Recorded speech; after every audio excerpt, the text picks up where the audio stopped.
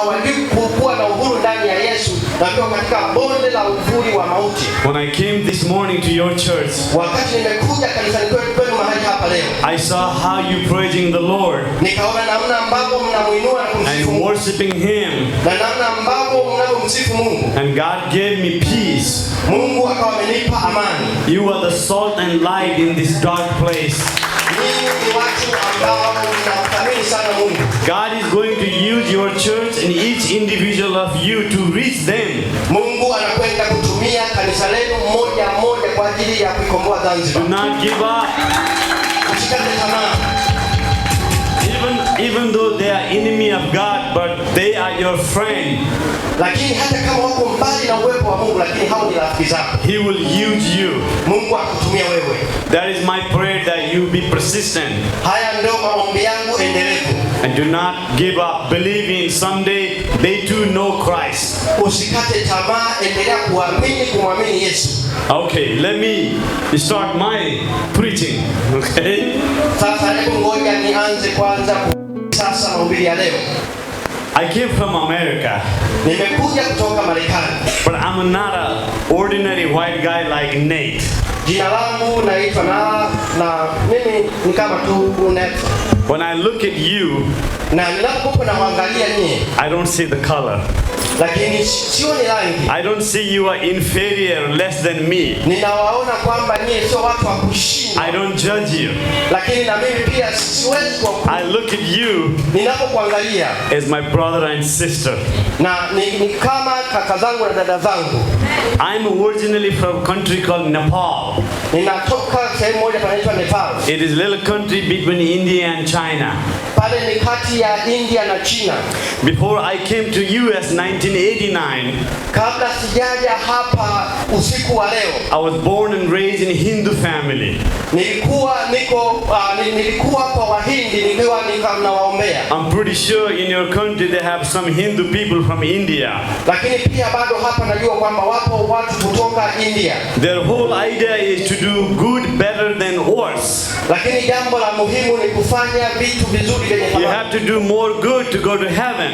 Unatakiwa kufanya kitu kizuri kwa ajili ya ufalme. That's how I grew up in my family. Ndivyo ambavyo mimi nilikuwa na familia yangu. But before 1989 I tried to come to United States. Lakini kabla ya mwaka 1999 nilikuwa nimezoea kwenda kusoma chuo. I knew nothing about Christ when I was growing up. Nilikuwa sijui lolote kuhusu Yesu. I went to college in Nepal. Nilikwenda chuoni kule Nepal.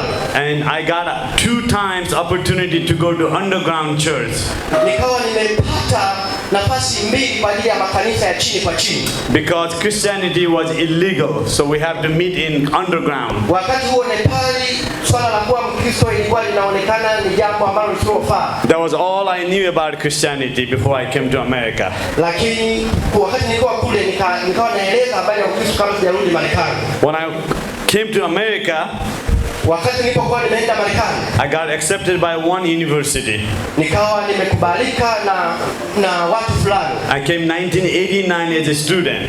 1998 nilikuja hapa kama mwanafunzi. As you can see, I'm an old guy, 58 years old. Sasa hivi unavyoniona nimeshakuwa mtu mkubwa na miaka 50 hapa. When I came to that university, wakati nilipokuwa nimeenda kule Marekani, without me knowing, God brought me Christian university. Watu walikuwa hawajui kwamba nilipokuwa pale Yesu alinitokea, walikuwa hawaelewi. Everybody went to university a Christian except me. Watu wote waliokuwa wakati wapo ile sehemu ambapo kuna chuo, walikuwa ni Wakristo, isipokuwa mimi walikuwa wanajua mimi sio Mkristo. As soon as I came to America, I became a very homesick, lonely. Niliporudi tena Marekani nikawa ni mtu mwenye nguvu za Mungu. I wanted to go back to Nepal. Baadaye tena nikarudi Nepal. And thought came to my mind, God, I worked 2.5 years to come here. Akili kawa imenijia kwamba nikamwambia Mungu nimeshawahi kuja hapa miaka 2.5 iliyopita. Finally I was there. Na mara mwisho nimekuwepo hapo. But I wasn't happy. Lakini nisikuwa na furaha. Unaona sasa hapa mimi laumiwa na familia kwa sababu mke wangu kafa, halafu watoto ndo nimebaki mimi niko nao. I was hurting. Wakati ule nikawa nimeumia sana. And when my wife died, I had to leave my children back in Nepal and come back to America alone. Wakati mke wangu sasa ameshakufa, watoto wangu nikawaacha Nepal, ikabidi nirudi Marekani. Because I was going through the green card process to stay in America. Wakati ule ilibidi nirudi kule kwa sababu ile kazi nilikuwa nafanya ilikuwa na kipato kizuri. If I stay in Nepal, I will lose that process. Wakati nikiamua nikae Nepal, nitapoteza kila kitu kule Marekani. When my wife was dying, she was telling me that she wants me raise our children in America, not in Nepal. Wakati mke wangu anakufa, alikuwa ananiambia kwamba natakiwa watoto nikawalee Marekani, sio kuwalea Nepal. I wanted to fulfill her promise. Na mimi nikataka nitimize ile ahadi aliyokuwa ananiambia. You see, I was hurting. Unaona nilipokuwa naumia.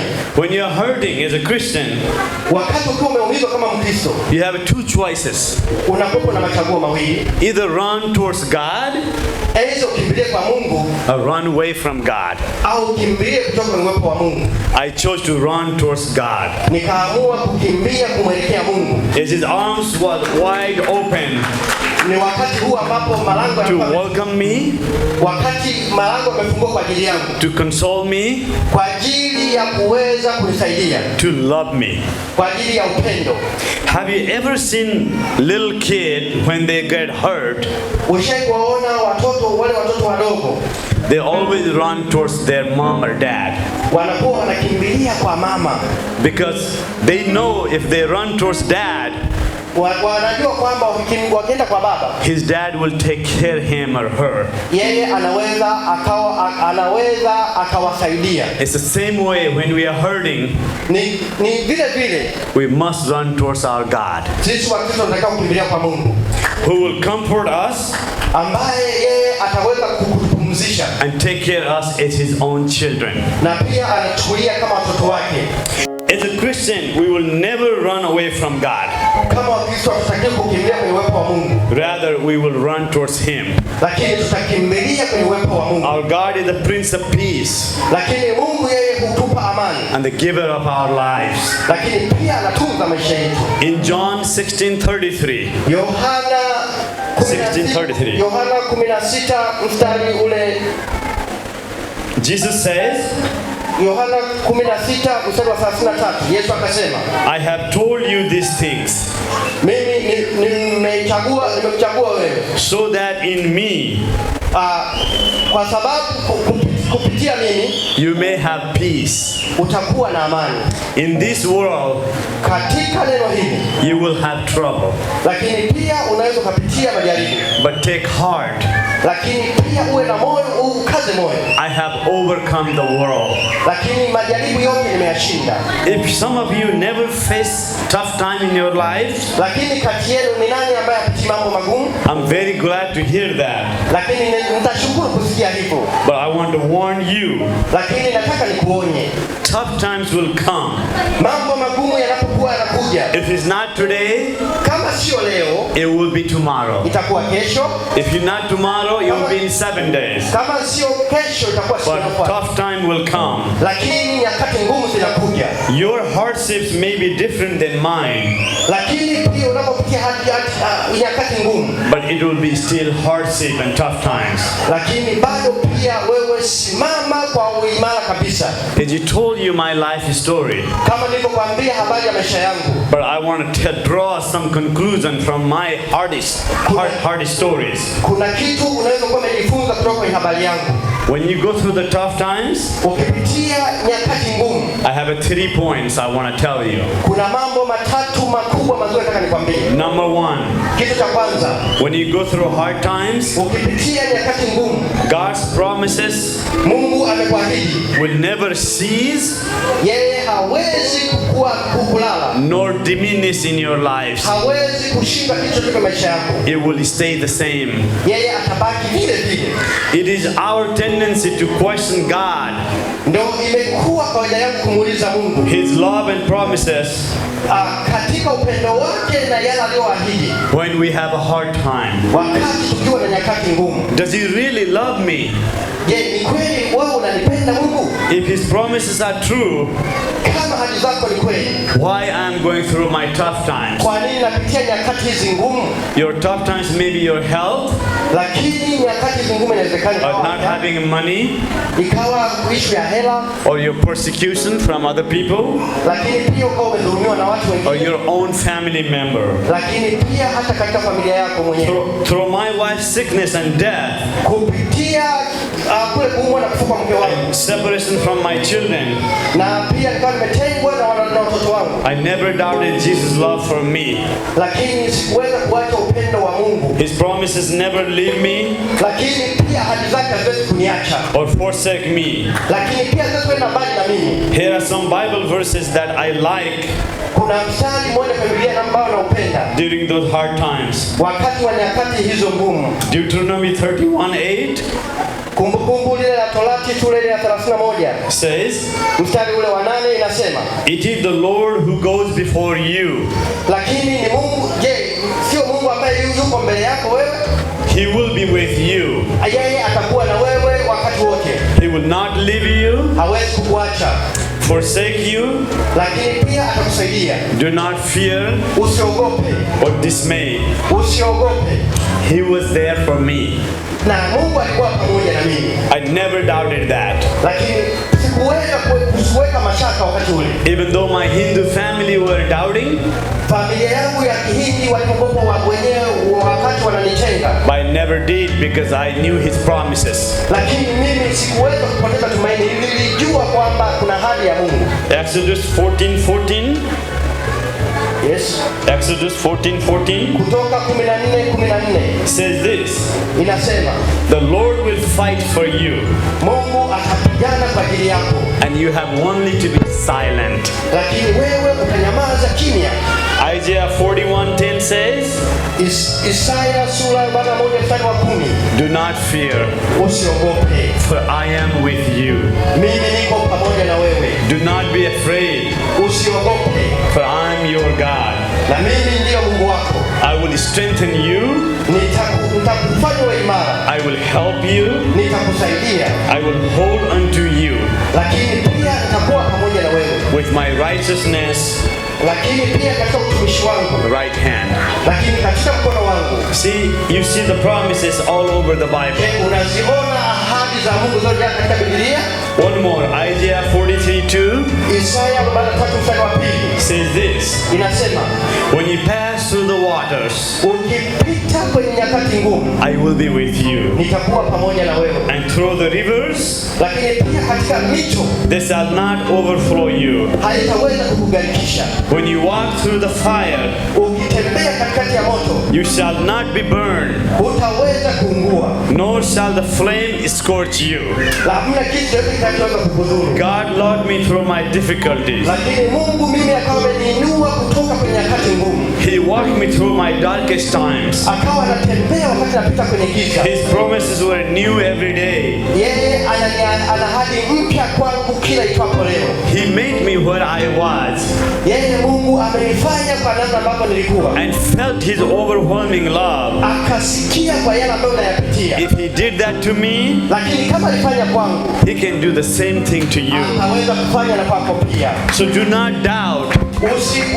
Usianze kuhojihoji, Do not doubt His promises usianze kujihojihoji kwa habari when za things are going bad. vitu vinaenda kutokea. Second point, Pointi ya pili, when you go through tough times, ukipitia nyakati ngumu, sometimes God teach you humbleness. Mungu anakuwa anakufundisha kwa habari ya utakatifu. I never wish ever, even to my worst enemy, Lakini nyakati hizo ngumu mimi sijawahi to suffer through the cancer. wakati huo mimi sikuwahi, wakati napitia nyakati hizo, wakati mke wangu anaumwa kansa, mimi sikuwahi kumchukia hata kufanya mtu adui.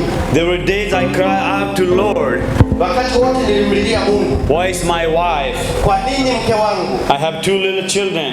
Na pia sasa anagogo na watoto wawili." I just came all the way from Nepal. Lakini watu wote wacha I Nepal. became a Christian. I want to serve you. Lakini wote ambao watakuwa Wakristo It's not fair. sio vizuri. I wish I could take her pain. lakini najua unaweza kuchukua maumivu yangu. I would have gladly traded her pain as I saw how much suffering she was going through. Wakati mke wangu anaumwa nilikuwa naona maumivu na namna anavyoumia. But I would not trade the things that God had taught me through those difficult times. Lakini yale maumivu siwezi kuyachukua, lakini ndio kwamba ni Mungu ananifundisha kupitia hizo nyakati ngumu. He drew me closer. Lakini pia akanifanya karibu yake. Stronger to him. Niwe zaidi karibu yake than ever before. Kama sio kama ilivyokuwa nyakati za mwanzo. I relied on his strength. Na mimi nikawa nimependa namna anavyoniimarisha. As I had no strength someday. Lakini wakati kabisa. I saw his promises more real. Nikaona kwamba zile ahadi zake than ever before. Kama sio kama ilivyokuwa mwanzo. My faith became more serious and genuine. Imani yangu ikaongezeka kabisa na nikawa ninamaanisha kwa Mungu. When I felt like I am the bottom of the barrel. Wakati nilipokuwa ninasikia kama niko chini sana. And felt like God does not care about me. Nikawa naona kama Mungu haangalii mambo yangu. Or listen my cries. Lakini namwambia Mungu, hebu angalia kulia kwangu. He reminded me this. Mungu akanambia, I am treasured and chosen people. Mimi hapa huwa nachagua mtu na namfundisha. Deuteronomy 7:6 says, Kutoka sura ile ya 7 mstari wa 6. For you are people holy to the Lord. Watu wako hao. Your God. Holy to the Lord and your God. The Lord your God had chosen you.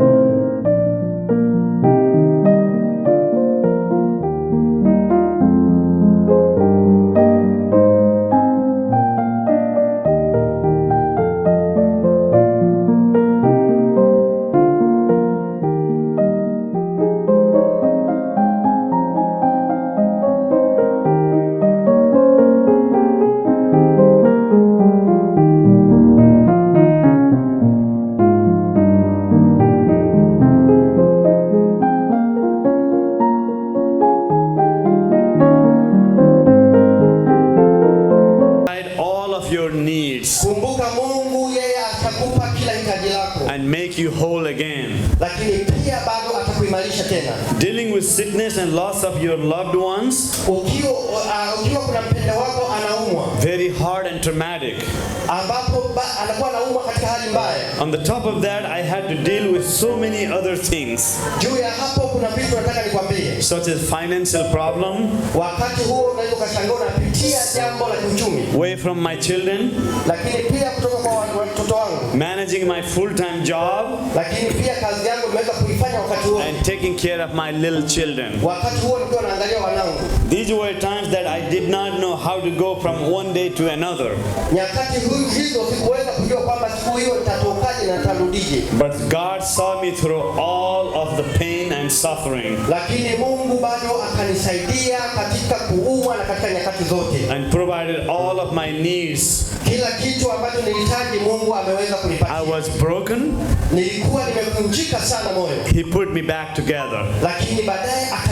And made me whole. You see, all of that time, I never doubted if God existed. I never doubted that if He was there for me. Jeremiah 29:11 says, Yeremia 29:11, "For I know the plans ninajua mipango yako I have for you, lakini pia hiyo mipango yako ambayo ninayo, declares the Lord, lakini neema ya Mungu plans to prosper you, itakufanikisha, not to harm you, lakini pia hutagarikishwa, plans to give you hope and a future." lakini pia itakupa mambo mazuri siku zijazo. God provided my family members to take care of my sick wives Mungu akawa ameinua watu katika familia yangu kuweza kumwangalia mke wangu wakati anaumwa, and look up after my children. lakini baadaye wakaangalia watoto wangu. God provided resources that I did not have so that I can take my wife different hospitals. Mungu akawa amenipa vitu mbalimbali ambavyo viniwezesha mke wangu kumpeleka hospitali ambapo mwanzo nilikuwa sina. God provided me a loving and caring and very generous boss Mungu akawa amenipa upendo wa ajabu. who gave me 3 months off, Baadaye akawa amepata pia hofu, and he paid my salary lakini pia baada ya kupewa hofu akawa amelipwa miezi mitatu. so that I can take care of my wife. Wakati huo niweze kumwangalia mke wangu. God also provided very loving and generous church family Mungu akawa amenipa tena upendo wa ajabu kwa watu wengine who loved me, ambao walinipenda mimi, prayed for me, wakawa wananiombea, and take care of my family. lakini pia wakawa wanaangalia familia yangu. He was there for me Alikuwepo kwa ajili yangu, to love and comfort kwa ajili ya upendo wake, and wiped my tears. lakini pia kwa ajili ya kunifuta machozi. When I lost my wife, Wakati mke wangu alipokufa, I separated from my 2 kids, nikawa nimetengana na watoto wangu, and I was crying one day, lakini nilikuwa nalia siku moja, and I prayed to God, nikawa nimeomba kwa Mungu, God, I wanted someday bring me a beautiful wife nikawa namuomba Mungu siku moja anipatie mke mzuri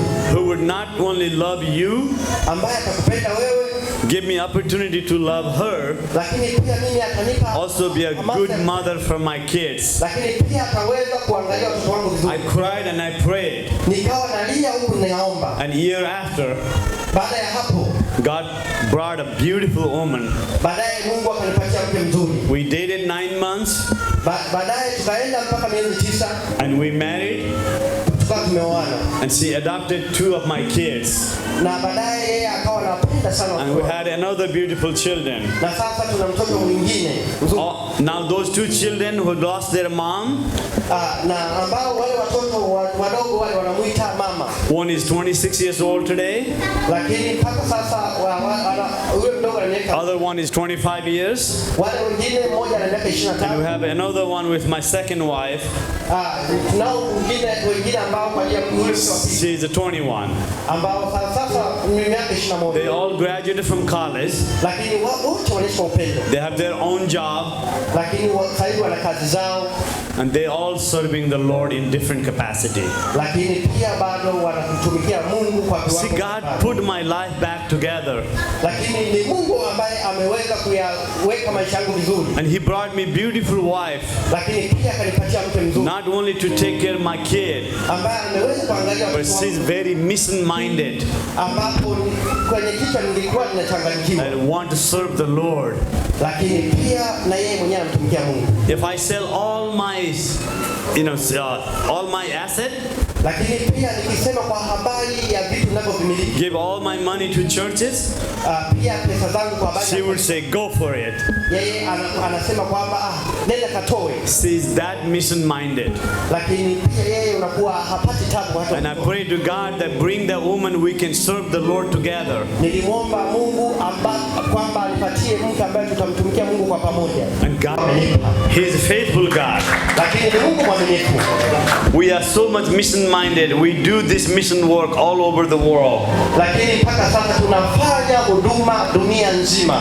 You see, I have a lot of trouble from coming to Nepal, to my wife being sick and separated from kids. Je, umeona sasa, yani nimetoka Nepali, baadaye nikawa na mke wangu, baadaye akafa, tukaachana tena na tukawa tumewacha watoto, mpaka sasa Mungu ameweza kuniinua. But at the end, it was my faithfulness walking towards Him. Lakini kilichokuwepo ni uaminifu wangu kwa Mungu, ndio maana amefanya hivyo. Bless me.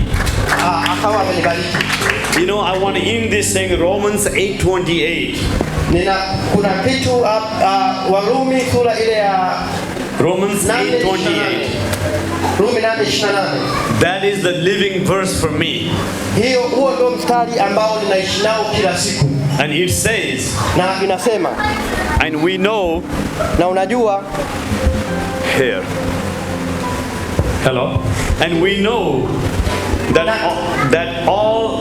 in all things, na tunajua katika vitu vyote, God works for the good of those pia Mungu yeye hutoa vitu vizuri who love him, ambapo yeye hupenda, who have been called according to his purpose. Ambapo yeye huvipeleka kwa watu wake. At the end, lakini pia I thank you for listening my story. Ninashukuru sana kwa sababu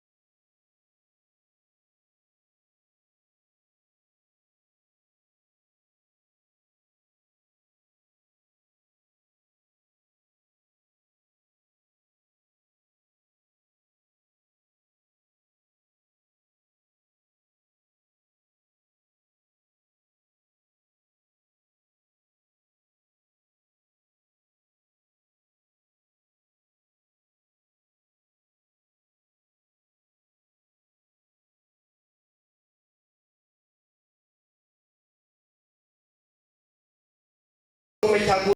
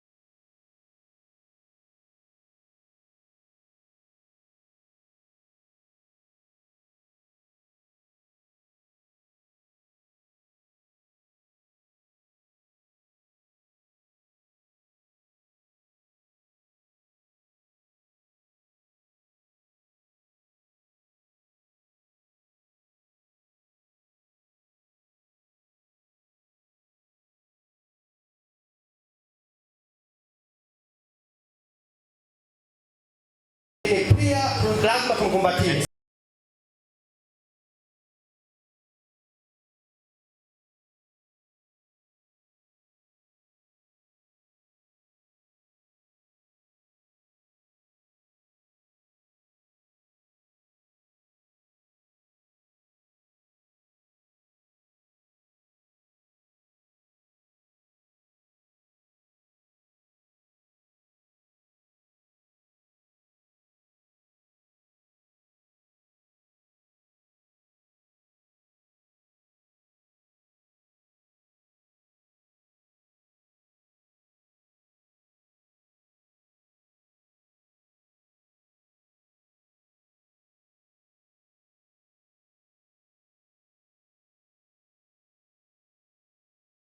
Yesu. And my life was never same. Na wakati huo maisha yangu sio ya kawaida tena. I became free from bondage. Wakati huo nikawa niko mbali na uvuli wa bonde la mauti. All the other things that people worry about. Vitu vyote ambavyo watu wanaogopa. Jesus gave me freedom. Wakati Yesu mimi akawa amenipa uhuru. And happiness. Pamoja na furaha. Today, I was asked to give a sermon. Wakati leo nilikuwa najiuliza wakati wa kufanya huduma. I was thinking about what am I going to say to you? Nitakwenda kusema nini kwako? I'm not a pastor, I'm not a bishop. Mimi sio mchungaji, mimi sio askofu. But I'm a very handsome looking guy. Lakini ukiniangalia mimi ni mtu mwenye uso mzuri. I don't think that will do anything. Lakini pia Mungu anaweza kufanya kitu. So I must bring a word. Lakini ni lazima niweze kuomba kwa imani kubwa. Today I'm going to share my personal struggle. Leo nitakwenda kusema kwa habari ya maisha yangu. You probably think that I'm from America, I have a money, I have a job, I have a good family, but I don't have any struggle. Kabla ya mambo yote, mimi natokea Marekani, mimi nina familia, mimi nina kazi, mimi nina kila kitu. Kwa hiyo twende tukasikie. But we all know when we became a Christian, we do have a trouble. Na mnajua kwamba mtu anapokuwa Mkristo sio kwamba utapita kwenye majaribu. I may have a little bit more money and better house, but our struggle is same. Lakini mimi hapo unaponiona nina gari, nina nyumba, lakini bado napambana. Today my sermon title is ujumbe wa leo wakati wa huduma mchana huu, how to stay strong when things are tough or hard. Namna ya kuweza kusimama imara mambo yanapokuwa magumu. Like I said, I'm going to share my personal life story. Kama nilivyosema kwamba nitakwenda kuelezea habari ya maisha yangu. At the end of the story, I will draw application based on my stories that are supported by some scripture verses. Habari yangu leo kwenda kuelezea yenyewe ipo inasapotiwa na baadhi ya maandiko.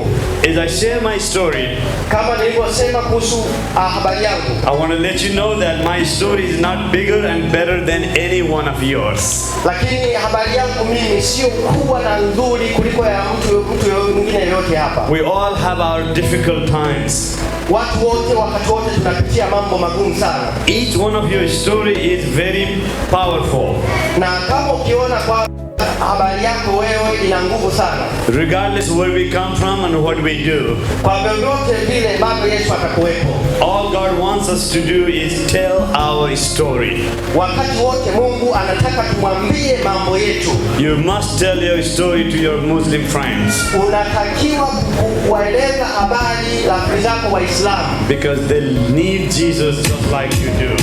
Kwa sababu wanamhitaji Yesu kutoka kwako. So that he can get the praises, not us. Ili kwamba waweze kumuinua Yesu. Let me tell you my real story. Ngoja nikwambie habari yangu ya ukweli. As I told you that I came from Nepal in 1989. Kama nilipokuambia kwamba mwaka 1999 nilikuwa nimeenda Nepal. Forgive me if I cry during my story. Utanisamehe kama nitalia wakati naeleza habari yangu. It's okay, God wipes my tear. Ni kweli Mungu ameweza kunifuta machozi yangu. He had done so many times in my lives. Ni mara kadhaa Mungu ameweza kunifuta machozi. Before I came to America, I was dating a beautiful woman. Kabla sijaenda Marekani, nilikuwa na mwanamke mmoja mzuri sana. After a year and a half, I came to America. Na baada ya kwenda Marekani, I went back and married her. Niliporudi tena Marekani. I was 28, she was only 19. Wakati ule ilikuwa tarehe 19. Her name was Rita, R-I-T-A. Yeye jina lake huwa anaitwa Lydia. We came back in 1991. Mwaka 1991 tukarudi tena. We were very excited about being married and coming to America together. Wakati ule tukawa tumefurahia sana, tumeona Nepal, tumerudi Marekani. I graduated and got a job. Baada ya hapo mimi nikawa nimefanya mahafali kwenye chuo changu na nikapata kazi. And my wife was pregnant with her first child. Na mke wangu akaweza kuzaa mtoto wa kwanza. A girl was born and we were very, very happy and she was very beautiful. Yule mtoto alipozaliwa alikuwa ni mwenye furaha sana. After a couple of years, After 2 years, baada ya miaka miwili, she got pregnant again. akapata mimba tena. When we expecting second child, she got sick. Nikawa nimetegemea kwamba mtoto atakayekuja atakuwepo wa kiume. We started going to the doctor, doing the treatment. Tukawa tunaenda kwa madaktari kwenda kupata matibabu. And November 1989, na kumbuka mwaka 1998, she got diagnosed with terminal cancer. Wakati huo akawa amegundulika kuna kansa. 10 days after she diagnosed with cancer, baada ya siku 10 baadaye, she gave a birth to our second child, son.